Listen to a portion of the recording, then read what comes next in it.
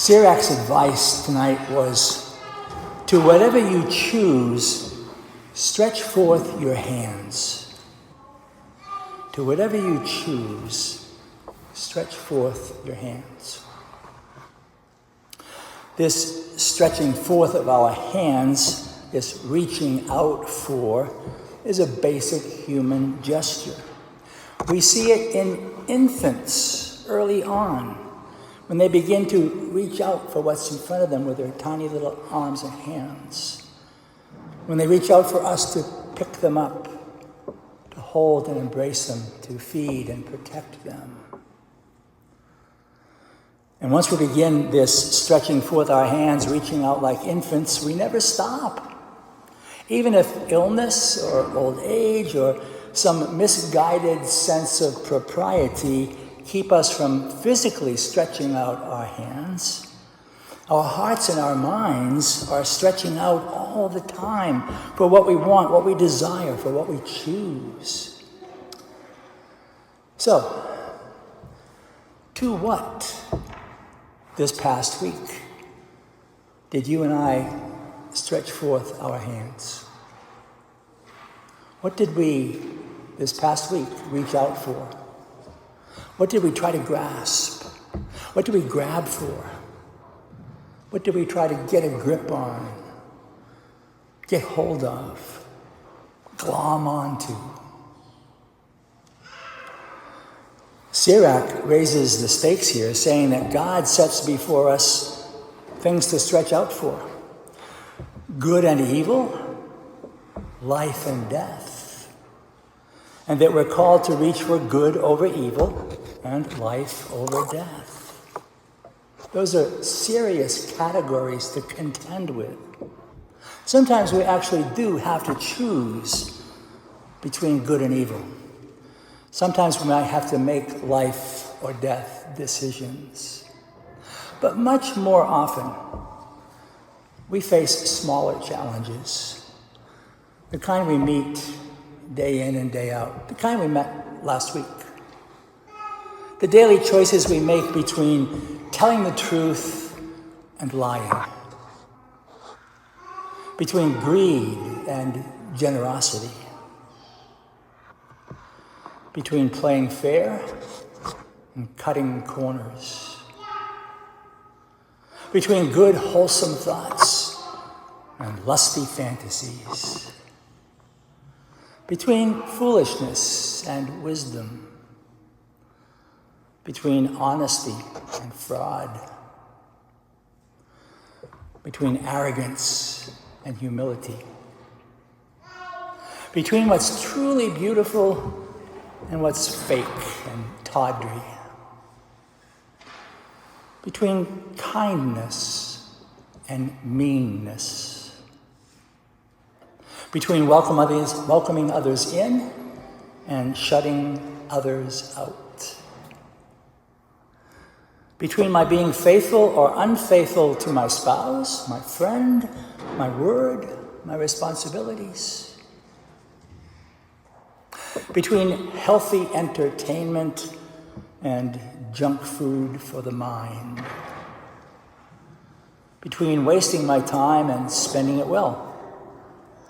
Between building others up or tearing them down.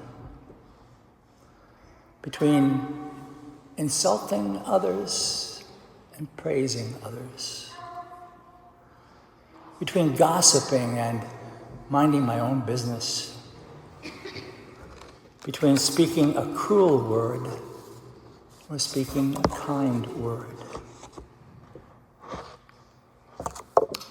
Those are just some of the many choices this past week that gave me the option of choosing between what's good and evil, what's wise and foolish, what's right and wrong, what brings me life and what eats at my soul, between what enhances the life of the people around me or tears us apart. No, not every choice I make is a life or death option, But everything I think, everything I say, and everything I do does fall somewhere on the spectrum between what's right and what's wrong, what's good and what's evil. Everything I think and say and do leads me ultimately either closer to a greater life, to a deeper love of God and neighbor, or closer to a lesser life that weakens my potential for goodness, for becoming the person God made and called me to be. It's Sunday night. Tomorrow will be Monday, then Tuesday, and then Ash Wednesday, and the beginning of Lent. We might do well, all of us, to spend this Lent studying the kinds of choices we make in our daily lives, even just becoming aware of the choices we make in our daily lives. Studying that with the expressed intention of discovering which choices bring me life and bring life to those around me, which choices erode, eat away, tear apart the fabric of the human community in which you and I live. Just this past week, Pope Leo offered a great suggestion for what we might give up this Lent. Something besides or in addition to meat on Fridays in Lent. Something to give up that's part of our daily lives, especially in these tense and contentious times. So let me share with you what he wrote. He said, I would like to invite you to a very practical and frequently unappreciated form of abstinence, that of refraining from words that offend and hurt our neighbor. Let's begin by disarming our language, avoiding harsh words and rash judgment, refraining from slander, and speaking ill of those who are not present and cannot defend themselves. Instead, let us strive to measure our words and cultivate kindness and respect in our families, among our friends, at work, on social media, in political debates, in the media, and in Christian communities. In this way, words of hatred will give way to words of hope and peace. What will we choose this Lent? Choose to use words that hurt and offend our neighbor? Or to disarm our language and cultivate respect and kindness? Will we continue to choose words to engage in conversations that tear us apart from one another?